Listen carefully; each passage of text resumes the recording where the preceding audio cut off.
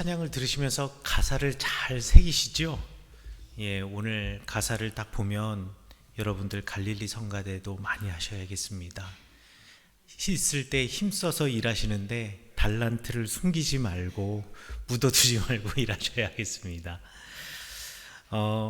오늘 성경의 말씀은 우리 팔복 시간의 두 번째 말씀, 의에 줄이고 목마른 자 그리고 긍휼히 여기는 자에게 주어지는 우리 위로와 복을 이야기하고 있습니다. 오늘 네 번째 복으로서 의에 줄이고 목마른 자 그들에게 배부르게 하시는 하나님의 복, 하나님의 위로를 말하고 있습니다. 의에 줄이고 목마른 자라는 말이 무슨 뜻일까? 사실 이 말을 이해하는 여러 가지 방법이 있겠지만 저는 의에 줄이고 목마른 자를 시편 107편의 말씀과 연결해서 생각해 보고자 합니다. 시편 107편의 말씀과 연결하는 이유는요, 시편 107편 5장 5절과 9절의 말씀에 바로 의에 줄이고 목마른 자, 줄이고 목마른 자에게 주시는 하나님의 배부름의 노래를 이야기하고 있기 때문에 그렇습니다. 시편 107편에서 이렇게 노래합니다. 여호와께서 대적의 손에서 그들을 속량하사 동서남북 각 지방에서부터 모으셨도다. 그들이 광야 사막의 길에서 방황하며 거주할 성읍을 찾지 못하고 줄이고 목이 말라 그들의 영혼이 그들 안에서 피곤하였도다. 그리고 그 하나님께서 그들의 배를 채워주시는도다. 이 시편 107편의 역사적인 배경을 이야기하자면 두 가지를 이야기할 수가 있는데요. 첫 번째는 바벨론 포로로 잡혀간 사람들의 시대를 역사적 배경으로 말하는 시편이기도 합니다. 바벨론 포로로 잡혀간 이들, 그 이들이 시온으로 돌아와서 예루살렘으로 돌아와서 하나님께 예배드리기를 원하는데 그들의 현재의 삶이 바벨론의 포로로 끌려간 그들의 삶이 그리고 그들의 인생이 광야의 황무지에서 방황하며 굶주리며 목마른 백성과 같다라고 이 시편에 노래하는 사람은 노래하는 거죠. 그리고 나서 그런 이스라엘 백성, 포로로 끌려간 백성들을 하나님께서 회복시키셔서 돌아오게 하시고 그들을 배부르게 하실 것이다. 다시금 예배자로 세울 것이다. 라는 시편으로 우리가 이해할 수 있고요. 두 번째로는 출애굽한 이스라엘 백성들이 40년 광야의 삶을 걸어가면서 겪어야 했던 배고픔과 목마름, 하나님께서는 그렇게 피곤한 삶을 살았던 출애굽한 이스라엘의 백성의 삶을 가나안 땅으로 인도하시고 그들에게 줄인 배를 채워주시고 마른 목을 축여주시며 또 광야에서 만나와 메추라기로 그리고 샘에서 나오는 시원한 바위에서 솟아나는 시원한 샘물로 이스라엘의 백성들을 구원해 주셨음을 노래하는 노래가 시편의 107편의 노래이기도 합니다. 우리가 출애굽한 이스라엘 백성의 이야기라고 한다면 참 출애굽한 이스라엘 백성들의 삶을 생각하면 좀 이상한 것이 있습니다. 어떤 게 이상하냐면요, 여러분, 하나님께서 이집트에서 강제 노역하고 있는 히브리 노예들, 이스라엘 백성들, 야곱의 자손들을 출애굽, 그러니까 이집트에서 탈출시키셔서 하나님께서 아브라함에게 약속하신 그 가나안 땅으로 옮기시는데요, 사실 이집트 땅에서 나와서 가나안 땅 들어가는데 일주일이면 충분합니다. 이게 장정만 60만, 그러니까 남녀노소 다 합치면은 180만에서 200만이나 되는 사람들이 움직이기 때문에 제가 일주일이면 충분하다라고 이야기한 거지, 아마 여러분 개인이 나귀 타고 움직였다라고 하면요, 한 2, 3일 길이면 충분히 갈 수 있는 거리가 이집트와 가나안의 거리입니다. 이집트의 국경선이라고 말할 수 있는 그 시내가가 있거든요. 그 시내가 와디를 기준으로 해서 가나안 땅에서 만나는 첫 번째 마을도 아니고 가장 큰 도시, 그러니까 마을은 벌써 만날 수 있는 거고 만날 수 있는 가장 큰 도시가 현재 전쟁이 일어나고 있는 가자라고 하는 곳인데요, 그래서 길을 걸어가면 그냥 70km밖에 안 됩니다. 사람이 1시간에 3km 걷는다라고 한다면 사실 이틀이면 충분히 갈 수 있는 거리죠. 그런데 가나안까지 일주일이면 충분히 갈 수 있는 이 거리를 왜 40년이나 떠돌아야 했겠습니까? 사실 그 이유는 가데스 바네아에서 정탐꾼을 보냈는데 가나안 땅이 어떤가 우리 한번 알아봅시다 라고 해서 12명의 정탐꾼을 보냈는데 이 정탐꾼이 가나안 땅을 두루 다니고 이제 다시 가데스 바네아에 돌아왔거든요. 그리고 나서는 그곳에 있는 이스라엘 백성들에게 그들이 보고 온 땅을 이야기합니다. 그 땅 너무 좋아요. 땅도 너무 좋고요. 농사 짓기도 너무 좋고요. 거기에 맺혀 있는 열매와 모든 것들이 너무너무 풍요로워요.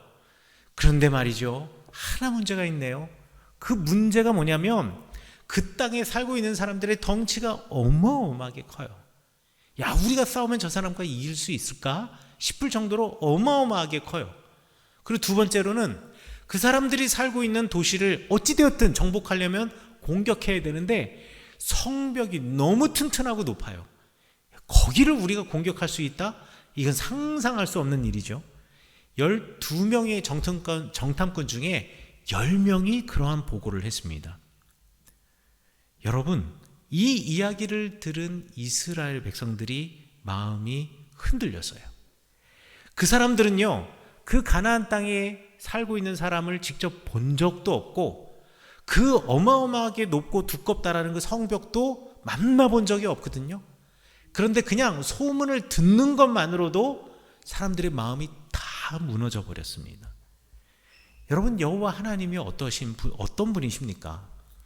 불기둥과 구름기둥으로 이스라엘 백성들을 파라오 이집트의 왕과 그 군대로부터 지켜주시고 보호하신 분이 우리 하나님이시죠.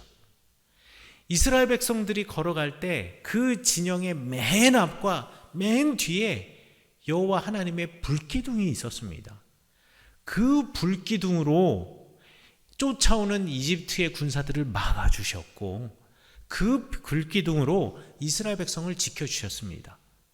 그 뜨거운 광야의 길을 걸어갈 때 구름기둥으로 그 뜨거운 태양빛을 가려주셨습니다. 이런 분이 하나님이신데요.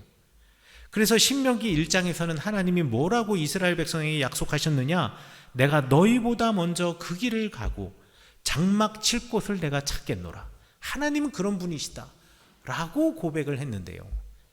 그런데 정작 이스라엘 백성들은 나를 지켜주시는, 그러니까 구름기둥과 불기둥으로 지켜주시는 그 하나님은 보지 못하고 바로 눈에 보이는 그것을 믿지 못하고 그저 10명의 정탐꾼으로부터 들은 그 소문, 실체도 없는 소문, 그 소문에 사람들이 흔들려서 그래서 하나님과의 관계가 흐트러지게 된 겁니다. 의에 줄이고 그 광야에서 줄이고 목마른 백성, 그들의 영혼이 줄이고 목마르게 된 이유는요, 순전히 다 그들 자신이 초래한 일이라는 거지요. 하나님은 항상 불기둥과 구름기둥으로 지켜주셨고 만나와 메추라기로 그리고 시원한 바위에 솟아나오는 샘물로 이스라엘 백성들을 지켜주셨건만 이스라엘 백성들이 그저 소문에 무너지고 실체 없는 것에 무너지는 것입니다.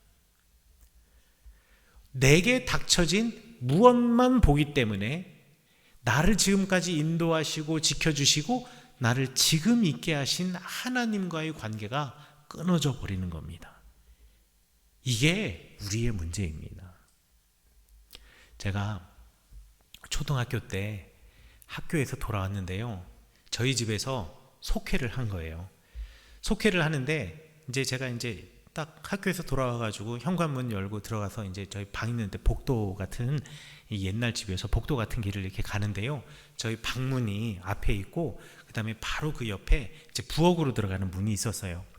그런데 바로 방문 바깥에 부엌으로 나가는 거기에 이만한 쟁반에 수박 껍데기가 수북히 쌓여 있는 겁니다. 왜 그거 쌓여 있겠어요? 속회 끝나고 속도원들끼리 다 함께 나누어 드셨으니까 수박 껍질을 그 바깥에다가 이제 상을 내놓으신 거죠. 쟁반에다가. 그런데요, 제가 학교에 돌아와가지고 그 수박 껍질을 보고 너무 화가 난 거예요. 무슨 생각을 했냐면, 엄마하고 이 아줌마들이 수박을 다 먹었구나. 내 거 하나도 남겨놓지 않고 다 먹었구나. 그리고요, 예전에 그 신발 주머니, 그 실내화 주머니 달고 다녔죠. 그 실내화 주머니를 그냥 바닥에 팍 내팽치고 막 울었던 거예요. 그러니까 엄마가 갑자기 학교에서 돌아온 애가 영문도 모르고 신발 주머니 팽개치고서 막 울고 있으니 왜 그러니 그러는데요. 제가 엄마는 지금 내 먹을 걸 하나도 안 겨루 엄마만 수박을 먹고 하면서 내가 막 울었어요. 엄마가 너 수박 저기 있어, 부엌에 있어. 그래가지고 수박을 주셨어요. 거기 계신 그 속회 끝나고 함께 그 수박을 드셨던 그 집사님, 권사님들, 성도님들, 저를 얼마나 안타깝게 보셨을까요? 말을 하면 되잖아요. 아니, 거기서 엄마가 수박을 드셨으면 그거 세상에 어느 엄마가 자기만 먹고 아이들 안 주는 엄마가 세상에 어디 있습니까? 그런데 애는 몰라요. 그냥 애 눈에는 다 먹고 남은 수박 껍데기만 보이는 거죠. 말하면 주시는데, 아니, 눈에 보이는 수박 껍데기 보고 화가 나가지고 혼자 막 서러워가지고 펑펑 우는데요. 그리고 수박을 울면서 먹는데 얼마나 창피한지 아세요? 우리도 마찬가지죠. 우리는 우리의 인생이 늘 줄이고 목마른 인생일 수밖에 없습니다. 그럼 어떻게 해야 되죠? 달라고 하시면 돼요. 하나님께 달라고 하시면 주님께서 채워주시거든요. 그리고 그 채워주시는 하나님의 위로와 또 채워주시는 하나님의 그것 때문에 우리가 행복한 것 아니겠습니까? 복을 주시려고 하시는 하나님, 우리에게 복 주시는 하나님은 우리를 채워주시는 분이시거든요. 의에 줄이고 목마른 자들, 하나님과의 관계가 끊어진 그들에게 하나님께서는 위로의 말씀을 던져주시는 겁니다. 우리 예수님께서 위로하시는 거예요. 아니, 그런 너희들에게도 복이 있다. 하나님을 잡기만 하여라. 그러면 주님께서 그 의에 줄이고 목마른 너희들을 채워주실 것이다. 우리가 엄마에게 말할 때 주시는 것처럼 우리가 하나님께 기도하고 간구하고 아뢰일 때 우리 하나님께서 채워주시니 지금도 늦지 않았다. 우리 예수님께서 말씀해 주십니다. 여러분, 이렇게 늘 기도하며 여러분들의 목마르고 줄인 인생을 채워가시는 여러분 되시기를 간절히 축원합니다. 그리고 두 번째로, 긍휼한 사람들이 복이 있다라고 예수님께서 말씀하셨습니다. 긍휼한 마음을 가진 사람은 또 어떤 사람이 긍휼한 마음을 가진 사람일까요?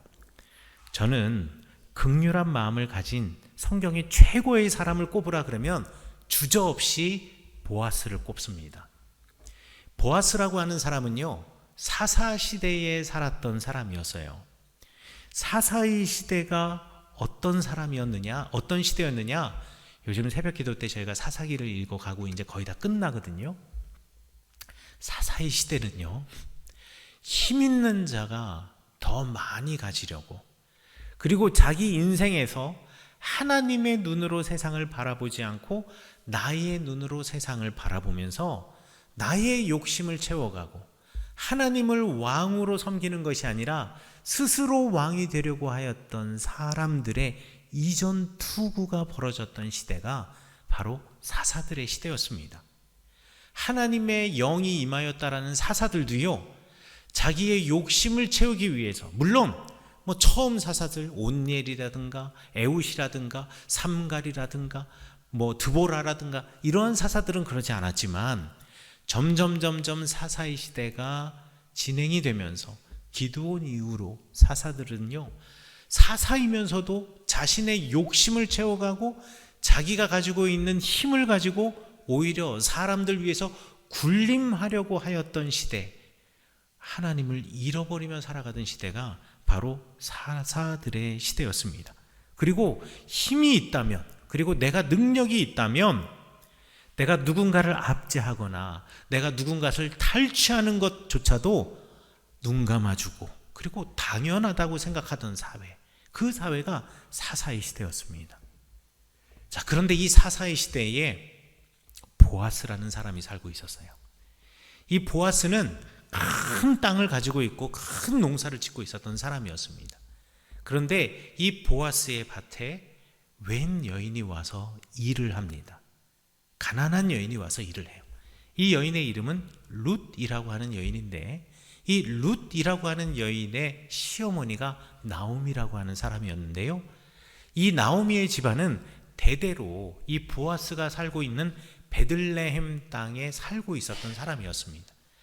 그런데 그 땅에 큰 흉년이 들었을 때 그 나오미의 가족 가문이 쫄딱 망했어요. 그래서 그 땅에서 살지 못하고 이방 땅인 모압 땅으로 이주했다가 그곳에서 그 집안의 남자들은 다 죽고 이제 나오미와 그리고 며느리인 이 룻만 둘이 돌아와서 지금 이곳 베들레헴 땅에서 극빈층의 삶을 살아가고 있었던 가정이 바로 룻과 나오미의 가정이었는데, 그때 이방 여인, 모압 여인으로서 시어머니를 모시고 그 여인의 입장에서는 이방 땅인 베들레헴으로 와서 여호와 하나님을 섬기며 시어머니를 복양하던 여인이 바로 룻이었거든요. 그 룻이 내 밭에서 지금 일하고 있는 겁니다. 사실 여러분들 그 성경의 율법 레위기 19장에 보면은요, 농사를 지을 때 밭을 가지고 있는 주인이 반드시 지켜야 하는 원칙이 있었습니다. 그 원칙이 뭐냐면 그 밭에 있는 수확을 거두어 드릴 때 밭 귀퉁이 모퉁이에 있는 것들은 절대로 거둬들이지 않는 것이 원칙이었고요, 그 다음에 낫지를 해서 이 수확을 하다가 나달이 떨어지거나 이삭이 떨어지면 절대 그것을 되줍지 않는 것이 원칙이었습니다. 그것은요, 가난한 사람의 몫이고 나그네와 같은 사람의 몫이고 고아와 과부들의 몫이기 때문에 그랬어요. 그런데 여러분들 생각해 보자고요. 여러분들에게 정말 너른 밭, 너른 논이 있어요. 이 엄청나게 너른 밭, 너른 논, 이곳을 갖다가 여러분들 수확을 할 때 깔끔하게 수확을 한 게 더 좋습니까? 아니면 귀퉁이 이런 데는 수확 안 하고 그냥 남겨놓는 게 더 좋습니까? 여러분이라면 어떻게 하시겠습니까? 아니, 율법은 율법이고 내가 거기 있는 귀퉁이까지 깔끔하게 전부 다 정리를 하면 나에게 더 들어오는 수확이 얼마나 많은데, 그리고 누가 이삭을 갖다 이렇게 저기 낫지를 하다가 나달이 떨어졌다고 그걸 되줍지 않으면 그거 떨어지는 게 그게 한두 개인가요? 그게 얼마나 아까운 건데 그걸 다시 되줍지 않겠습니까? 아마 저라면 되주었을 것 같아요. 그런데 보아스는요, 그렇게 하지 않았습니다. 보아스는 말이죠, 그 여인을 보면서 그래, 저런 여인을 위해서 하나님께서 우리에게 말씀을 주셨지, 저런 여인을 위하여서 저런 사람들을 살라고, 함께 살자고 하나님이 이 율법 주셨지. 그래서 귀퉁이에 있는 것 거두지 않고요, 그리고 자기가 수확을 하다가 떨어진 나달을 되줍지 않았을 뿐더러 오히려 이 룻을 위해서 집에서 일하는 하인들에게 야, 좀 떨어뜨려 놔줘라, 저 사람도 먹고 살아야지, 저 가정도 살아야지 하면서 오히려 떨어뜨려 놔줬어요.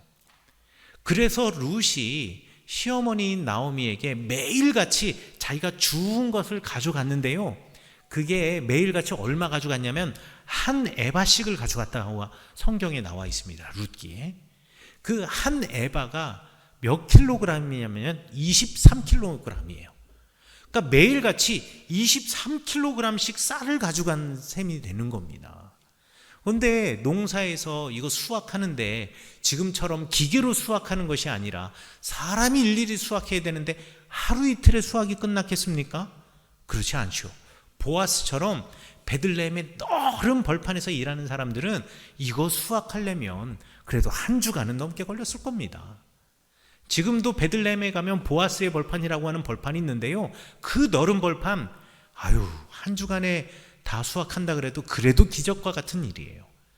그럼 매일같이 23kg의 쌀 까마를 이렇게 가져갈 수 있었던 룻. 성경에서는요, 이 보아스를 갖다가 무엇이라고 부르냐? 긍휼한 자라고 이야기를 하고요. 그리고 이 사람을 용사다라고 이 보아스를 지칭합니다. 용사라는 말이 뭡니까? 전장터에 나가서 싸워서 이기는 사람이 용사예요. 그런데 하나님께서는 룻기를 기록하게 하시면서 룻기를 기록한 사람에게 보아스를 용사라고 기록하게 하셨습니다. 사람들은 사사들의 시대에 무기를 쓰는 자가 용사라고 생각하고 무기와 힘을 쓰면서 더 많은 것을 가지고 더 높은 자리에 올라가는 것을 선호하고 그것을 꿈꾸던 시대에 하나님께서는 보아스라는 사람을 통해서 진정한 용사는 무기를 쓰는 자가 아니라 마음을 쓰는 자다. 진정한 용사는 내가 들고 있는 칼을 쓰는 자가 아니라 하나님의 사랑을 쓰는 자가 진짜 용사다라는 것을 이야기해 주셨습니다. 우리가 생각하기에 보아스는 바보 같은 사람입니다. 밭에서 싹싹 긁어서 밀을 모으면 충분히 더 많은 돈을 벌 수 있고 더 많은 소유를 얻을 수가 있음에도 불구하고 이 보아스는 하나님의 말씀을 따라서 마음을 쓰고 사랑을 썼기 때문에 하나님께서는 이 보아스를 긍휼한 자라고 부르셨고 히브리어에서 긍휼하다라는 말을 헤세드라고 하는데 바로 이 보아스를 지칭하면서 그는 헤세드, 긍휼한 자라고 말씀하셨고 우리 예수님께서 팔복의 말씀에서 말씀하신 것처럼 긍휼한 자를, 긍휼을 베푸는 자를 하나님께서 그를 긍휼하게 여기신다라고 약속하여 주셨던 것처럼 긍휼한 마음을 갖고 있었던 이 보아스를 긍휼히 여기셔서 그 보아스를 통하여서 다윗의 가문을 세우셨습니다. 이게 긍휼한 자가 얻게 되는 하나님으로부터 받는 긍휼입니다. 여러분 혹시 영안모자라고 하는 회사 들어보셨나요? 영안모자는요 세계에서 제일 큰 모자 회사인데 우리나라 회사입니다. 세계 12개국에 지사를 두고 있고 공장을 두고 있어서요. 그리고 그곳에서 그 모자들을 생산해냈는데 세계에서 가장 많은 모자를 생산해내는 회사가 영안모자예요. 이 영안모자의 창업주 회장이 백성학이라고 하시는 분인데요. 이분은 6.25 때 월남하여서 어렸을 때 미군 부대에서 구두 닦기 하시던 분이에요.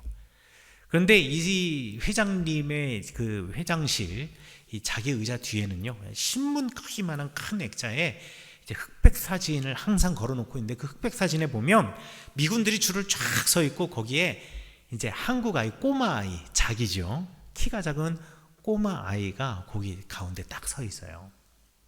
왜 이 사진을 찍어놓냐면 이 영안모자 회장님 백성학 회장이 이렇게 월남을 해가지고 미군 부대에서 구두 닦기를 하면서 있던 중에 화천에서 이제 북한군이 쏜 포에 유류 저장소가 터지면서 온몸에 화상을 입어서 이건 다 죽었다라고 생각을 했는데요.